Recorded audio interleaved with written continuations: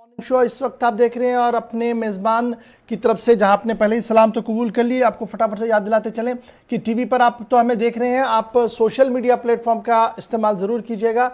Facebook, Twitter और Instagram के ज़रिए से भी आप इस नशियात को देख सकते हैं और वहां से आप हमें अपना फीडबैक भी देंगे। तो आज की नशियात में जहां बात जम्मू कश्मीर की हम शुरुआत में करेंगे, क्योंकि मारूफ अलहदगी पसंद लीडर सईद अली गिलानी का इंतकाल हुआ है। मौजूदा सूरत हाल को देखते हुए आपको रूबरू करवाएंगे हालात से। उसके बाद अफगानिस्तान की सूरत हाल के हवाले से बात करेंगे, आपको बताएंगे कि किस तरीके से बेरोजगारी की शरह बढ़ी है, उस पर ताज़ा रिपोर्ट सामने आई है, क्या कुछ वहाँ पर कहा गया है और मुल्क के अंदर किस तरीके की सियासत चल रही है और बयानात क्या से आ रहे हैं, इन पर हमारी नज़र रहेगी और आपको 10 बजे तक पल पल का अपडेट देने की कोशिश करेंगे। लेकिन उससे पहले आपको बताते चले कि दिल्ली स्टूडियो में इस वक्त मेरे साथ ज्वाइन कर चुके हैं आसिफ रशीद। बहुत बहुत शुक्रिया आसिफ हमारे साथ मॉर्निंग शो में ज्वाइन करने के लिए। खुशामदीद, सुबह बखैर। प्रोग्राम का आगाज अब करते हैं। इससे पहले हम खबरों की तरफ जाएं, जम्मू कश्मीर से खबरों का आगाज करेंगे, लेकिन सबसे पहले नजर आज के दिन के हवाले से, चूंकि हिस्ट्री ऑफ द डे क्या कुछ है, माजी में आज के दिन क्या हुआ है, जरा उस पर नजर डालते हैं और कुछ अहम वाकयात जो आज के दिन हुए हैं, यानी आज 2 सितंबर और मुल्क के साथ साथ दीगर हिस्सों के अंदर, दुनिया भर के अंदर आज के दिन क्या कुछ सरगर्मियां हुई है माजी में, जरा उस पर सबसे पहले नजर डालते हैं।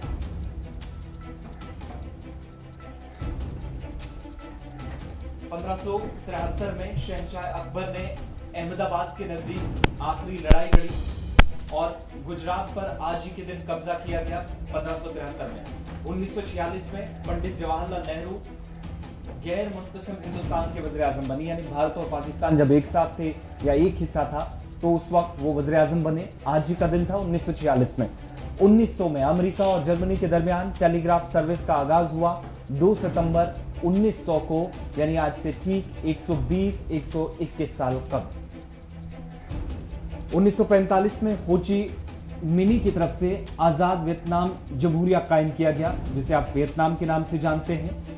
उसका क़याम आज के दिन अमल में लाया गया, हो ची मिनी से कहा जाता था। 2007 में अल्बानिया दुनिया का पहला कीमियाई हथियारों से पाक मुल्क करार दिया गया। 2 सितंबर 2007, ठीक 13-14 साल पहले यह अहम पेशरफ्त हुई दुनिया के अंदर। 1935 में फ्लोरिडा में जल्जले से आज ही के दिन तबाही मची और 453 लोगों की जान चली गई थी। और 1996 का साल, खलाई गाड़ी सोयुत्सी M24 जमीन पर वापस लौट आई थी। 1996 में आज के दिन जो तजुर्बा किया गया था वो बिलाखिर कामयाब हो गया था।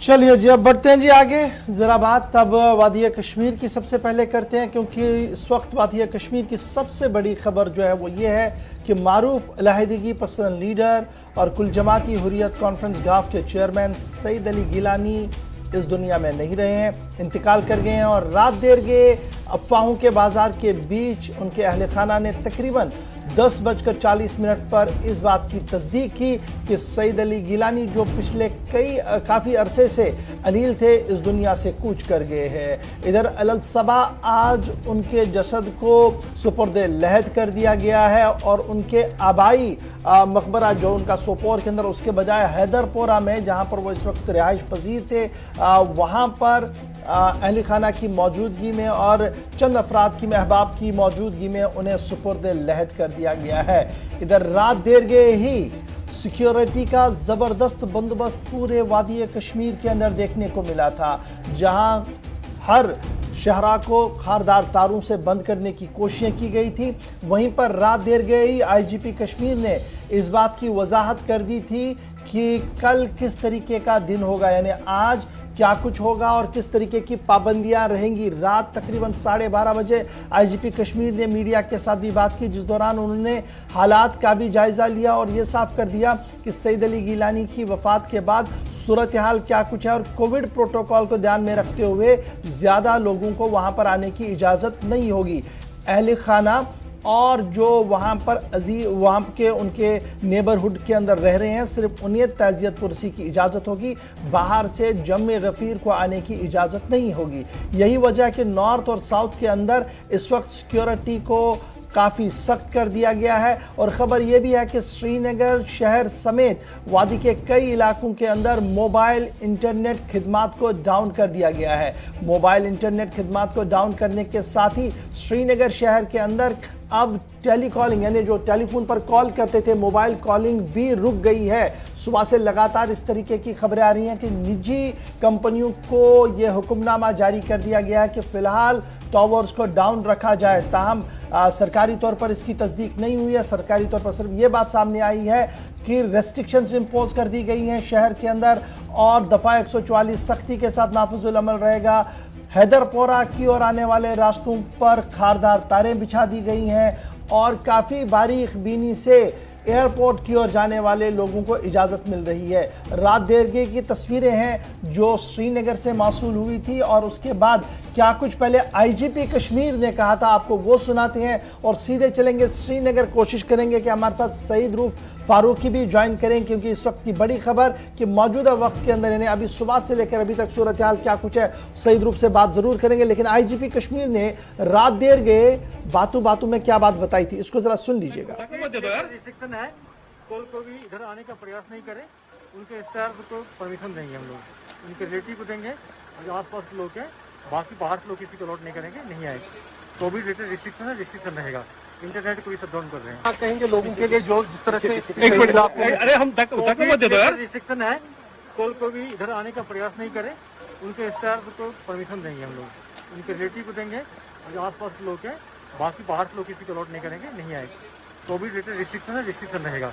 इंटरनेट को भी शट डाउन कर रहे हैं। आप कहेंगे लोग सईद अली गिलानी के इंतकाल की खबर के बाद पूरे शहर के अंदर यानी सिविल लाइंस एरिया को छावनी के अंदर तब्दील कर दिया गया था। जगह जगह पर बैरिकेडिंग खड़ी कर दी गई है और इस वक्त की क्या कुछ ताज़ा तरीन खबर है क्योंकि खबर ये है कि इंटरनेट पर पाबंदी रहेगी और साथ साथ शहरी श्रीनगर के अंदर जो प्राइवेट सेल्यूलर कंपनियां हैं मोबाइल कंपनियां वहां की कॉलिंग पर भी लगभग पाबंदी है। सिर्फ चंद नंबरात ही फिलहाल चल रहे हैं। फिलहाल सीधे चलेंगे जी श्रीनगर। हमारे साथ सईद रूफ फारूकी इस वक्त ज्वाइन कर चुके हैं। सईद अपडेट कीजिएगा सूरत हाल क्या कुछ है और किस तरीके का माहौल है, सिक्योरिटी पॉइंट ऑफ व्यू से क्या कुछ आप देख पा रहे हैं श्रीनगर के अंदर? बिल्कुल इशफाक, जो ही कल शाम को खबर आई कि सईद अली शाह गिलानी न रहे तो उसके बाद है तो एक गली नुक्कड़ पे सिक्योरिटी को तैनात किया गया है। श्रीनगर की जो रास्ते जा रहे हैं अगर हम सेंट्रल कश्मीर की बात करें उनको बंद रखा गया है। साउथ कश्मीर से इस तरह जो रास्ते आते हैं उनको भी बंद कर दिया गया है और किसी को जाने की इजाजत नहीं है। और अभी की बात करें तो ट्रैफिक मूवमेंट टोटली नहीं है, सड़कों पे पूरी तरह बंद है। इंटरनेट सर्विस को भी बंद रखा गया है। कंपनी ने कल शाम को ही तकरीबन 12 बजे के करीब ही जो कॉलिंग सर्विस है उसको भी बंद रखा है। फिलहाल बीएसएनएल ही यहाँ पे वादी की बात करें तो बीएसएनएल जो सर्विस है वो अभी काम कर रही है, बाकी पूरी है। और जिस तरह आईजीपी कश्मीर ने या बाकी जिसने भी डिस्ट्रिक्ट डेवलपमेंट कमिश्नर है एसपीज हैं उन्होंने लोगों से अपील की है घरों से बाहर ना जाए और कोई भी हैदरपुरा की तरफ रुख ना करे। एक तो ये कोविड प्रोटोकॉल को भी उस वजह से वहां पे किसी को अलाउ नहीं किया जाएगा। दूसरा कि अमन कानून की सुरक्षा को बरकरार रखने के लिए सरकार पाबंदी रहेगी। अब ये पाबंदी आज रहेगी या कल रहेगी ये फिलहाल इस हवाले से कुछ नहीं बताया गया, मगर फिलहाल आज के हवाले से ये कहा गया है कि रेस्ट्रिक्शन पूरी तरह वादी कश्मीर में रहेगी। रेस्ट्रिक्शंस है जी। ये भी बताइएगा सिर्फ हैदरपुरा जो है वहां पर चूंकि आप बता रहे हैं सिक्योरिटी ने तमाम रास्ते उस तरफ जाने वाले बंद किए हैं, लेकिन बाकी वादी के दीगर हिस्सों से क्या कुछ इतलात हैं? वहां पर कोई मूवमेंट किसी तरह के हालात मामूल के मुताबिक जो कामकाज है वो शुरू हो पाया है? फिलहाल नहीं है, किसी भी इलाके से इस तरह की खबरें नहीं है कि जो हालात है वो हालात तो पूरा मन है मगर कारोबार सरगर्मियां या ट्रांसपोर्ट सड़कों पे बेसिकली रेस्ट्रिक्शंस इंपोज कर दी गई है जी। पूरी वादी कश्मीर के अंदर रेस्ट्रिक्शंस हैं और रेस्ट्रिक्शंस का मतलब होता है 144 को इंपोज किया गया है और 144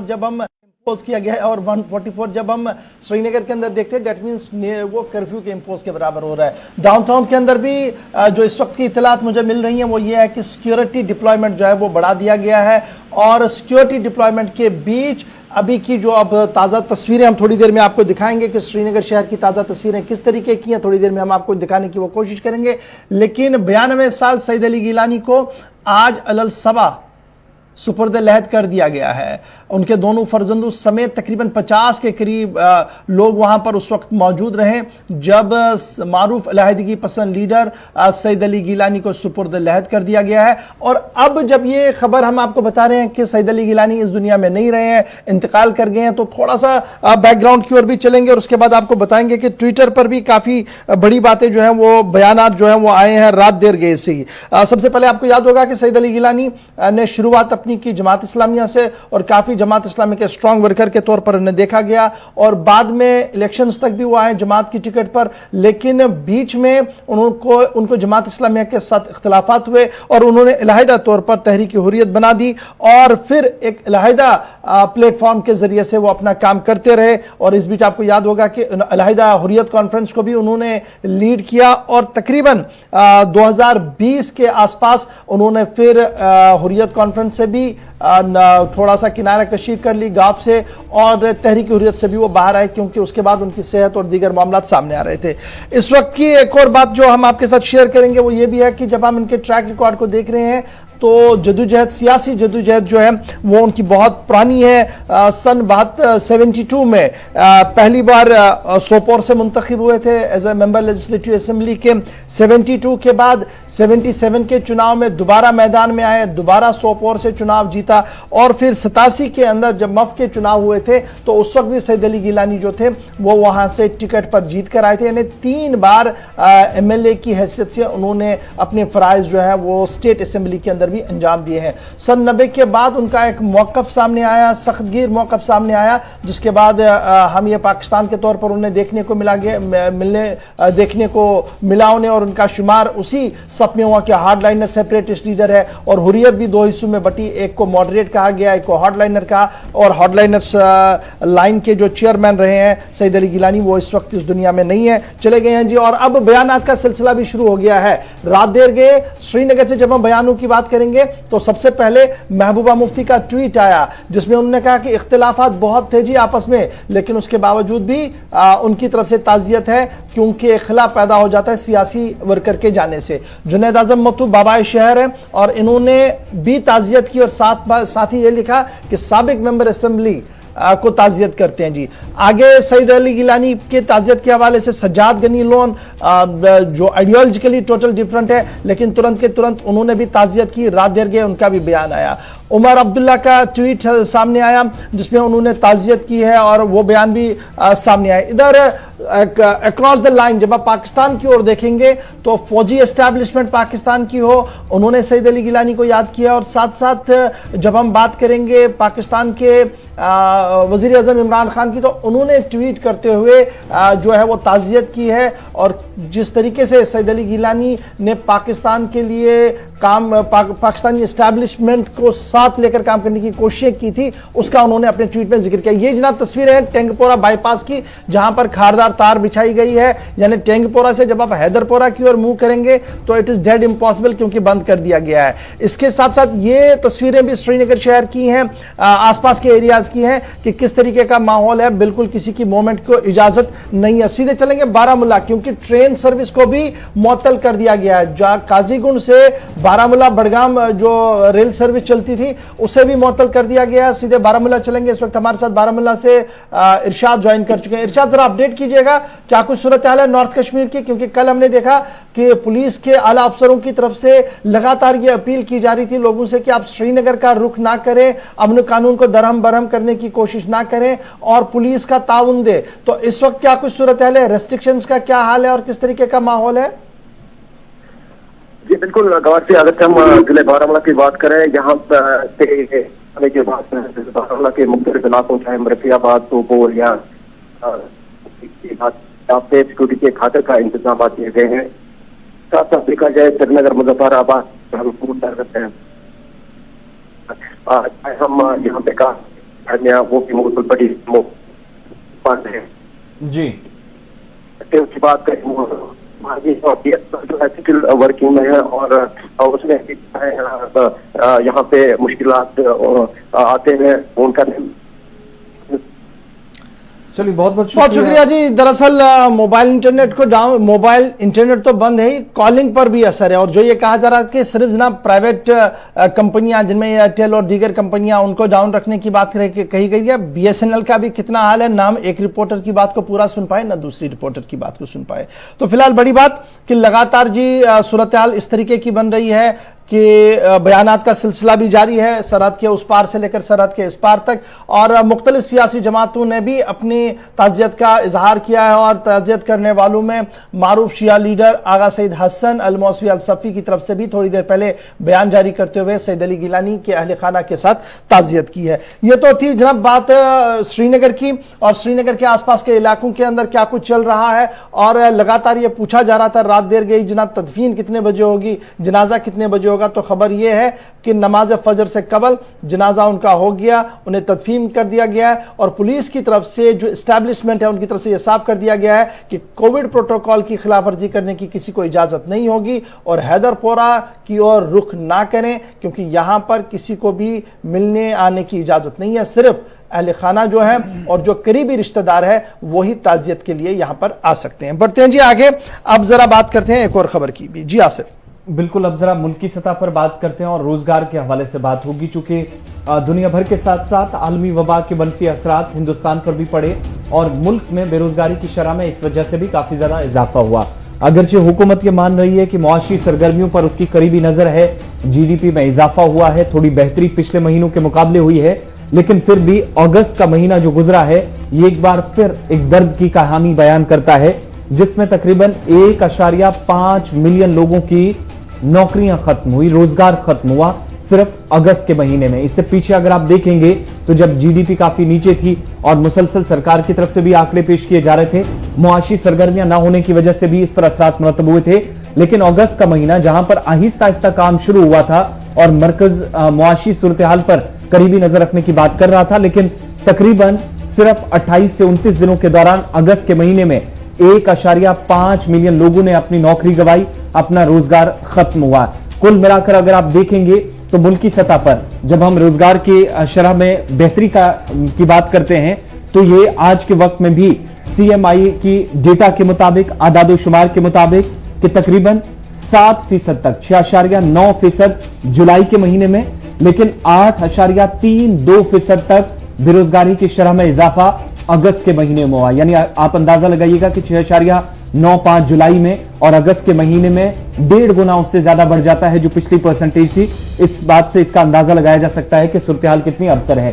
अब जो अर्बन एम्प्लॉयमेंट है सरकार के मुताबिक उसमें जो है वो इजाफा 1.5% तक का हुआ है। पॉइंट्स अगस्त के महीने में देखें तो 9.78 यानी 78% तक बढ़े हैं। और इसी तरीके से जुलाई के महीने में यही आदादोशुमार सीएमआई की रिपोर्ट के मुताबिक 8.3 थे, जून में 10.7% रहे, 14.73 मई के महीने में रहे और अप्रैल में यही आदादोशुमार 9.78% बताते थे। लेकिन कोविड-19 के बाद जब लॉकडाउन आहिस्ता आहिस्ता खत्म हुआ, नरमी बरतने का सरकार ने ऐलान किया, उसके बावजूद भी अगर किसी महाज पर सरकार को नाकामी का सामना करना पड़ा, परेशानी आई, तो वो ये बड़ा चैलेंज था कि बेरोजगारी की शरह को कम कैसे किया जाए, जो आज के वक्त में अर्बन एरियाज के अंदर 7.27 यानी गांव के मुकाबले शहरी इलाके ज्यादा सरकारी आदादोशुमार के मुताबिक मुतासिर हुए हैं। और जून, जुलाई और मई के महीनों को आप देखेंगे तो उससे कहीं ज्यादा आदादोशुमार अगस्त के महीने में सामने आए हैं, जो शायद बेहतर इंडिकेशन मुस्तकबिल के लिए नहीं।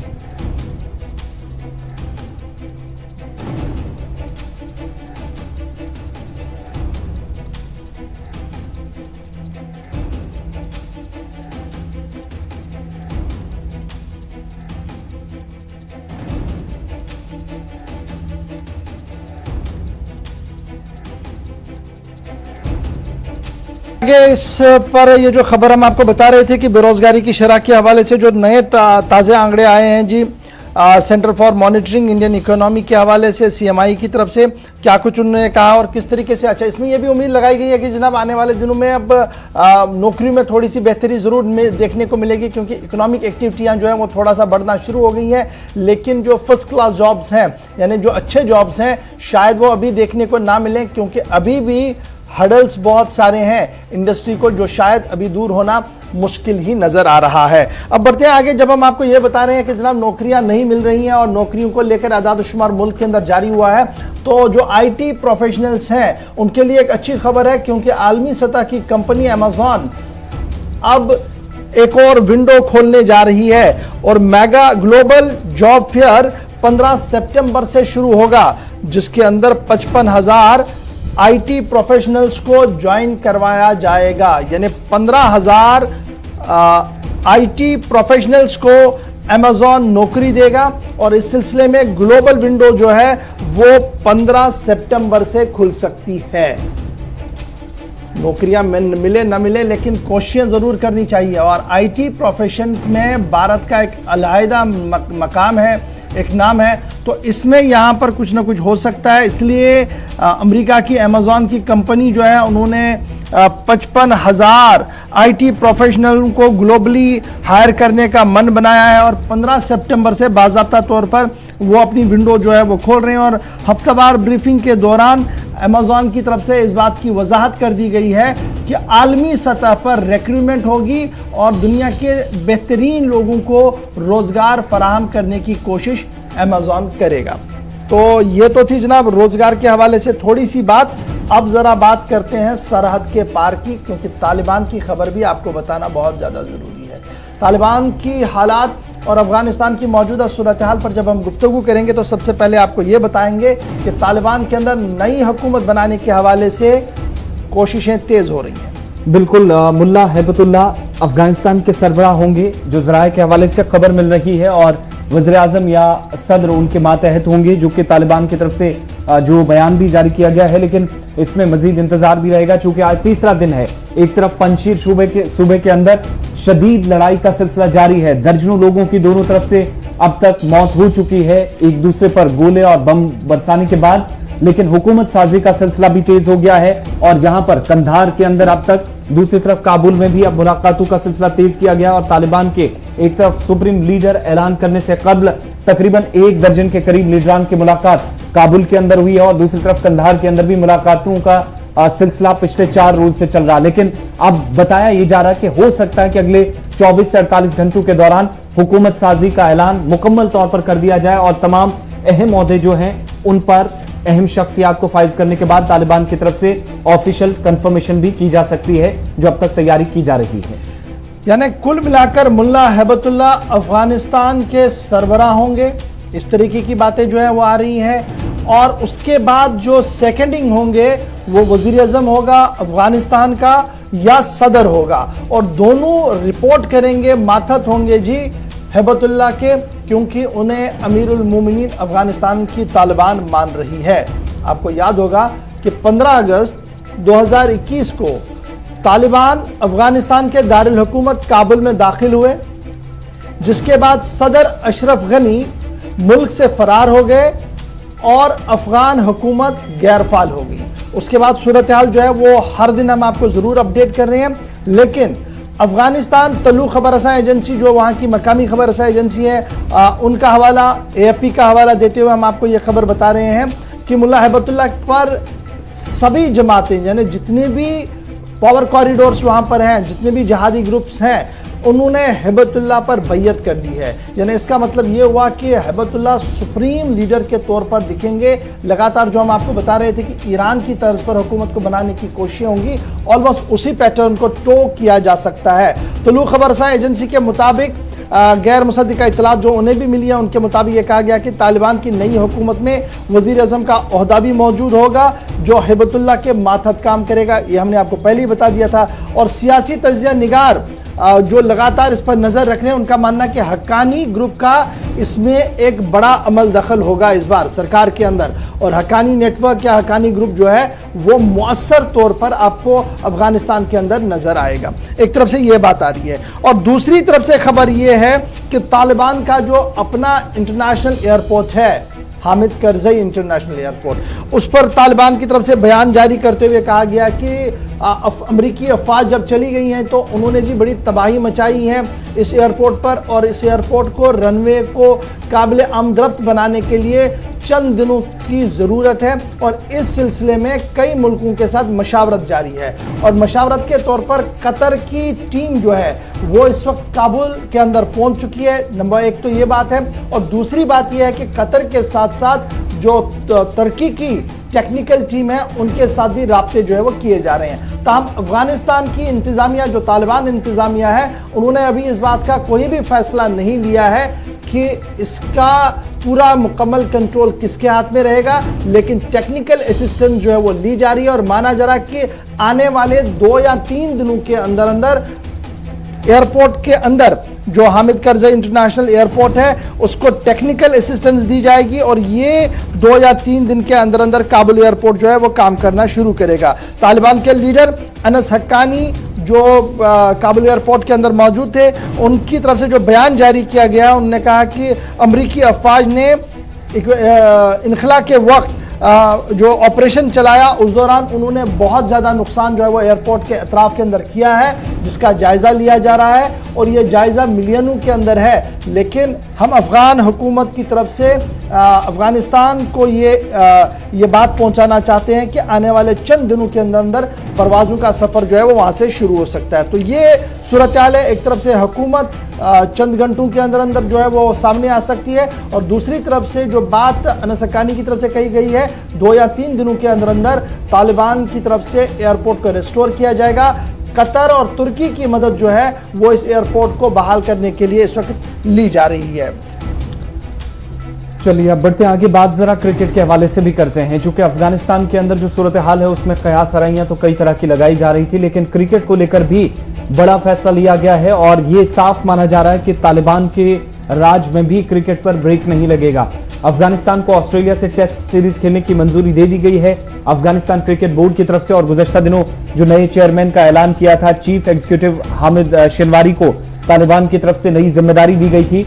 तालिबान के इक़्तिदार में भी क्रिकेट पर पाबंदी आयद नहीं होगी। ये साफ इशारा इस बात से मिलता है कि 27 नवंबर से जो टेस्ट सीरीज का आगाज होना है, बल्कि एक ही टेस्ट मैच होना है 27 नवंबर को 1 दिसंबर तक होबार्ट में टेस्ट मैच खेला जाएगा। इसके लिए मंजूरी दे दी गई है और फिलहाल तो ऐसा नजर आ रहा है कि तालिबान की तरफ से मजीद सीरीज जो आगे अफगानिस्तान की शेड्यूल के मुताबिक होनी है, वर्ल्ड कप से पहले या वर्ल्ड कप के बाद उनको खेलने की इजाजत दे दी जाएगी। चूंकि चीफ एग्जीक्यूटिव हामिद शिनवारी की तरफ से ये इतला दी गई है और इससे पहले ये उम्मीद भी की जा रही थी कि बहुत जल्द क्रिकेट की बहाली के लिए तालिबान इकदाम भी उठा सकता है। चूंकि एक तरफ हुकूमत साजी की कोशिशें तो दूसरी तरफ क्रिकेट बोर्ड के जो चेयरमैन थे, एग्जीक्यूटिव कमेटी के मेंबरान थे या जो बोर्ड के मेंबरान पिछली सरकार में रहे, वो तमाम लोग मुज़ाकराती अमल को भी आगे बढ़ा रहे थे। इधर अफगानिस्तान के अंडर 19 टीम जो बांग्लादेश के दौरे पर है और ऑस्ट्रेलिया दौरे से पहले अफगानिस्तान की टीम 17 अक्टूबर से 15 नवंबर तक मुत्तहिदा अरब अमारात में होने वाली जो T20 वर्ल्ड कप है उसमें भी नजर आएगी। उसके लिए अफगानिस्तान के अंदर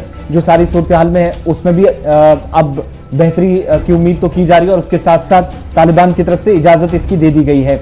चीफ एग्जीक्यूटिव हामिद शिनवारी ने यह भी तस्दीक कर दी है कि अंडर 19 जो क्रिकेट टीम है इस माह के आखिर में बांग्लादेश का दौरा करने जा रही है और इसके लिए भी मोहर लगा दी गई है तालिबान की तरफ से। और सबसे बड़ी बात जो थी, अहम मुकाबला जो है 27 नवंबर से 1 दिसंबर तक, उसके लिए फिलहाल तालिबान की तरफ से इजाजत दे दी गई है और बोर्ड ने अब मंजूरी के बाद टीम मेंबरान को भी इस हवाले से आगाह कर दिया है।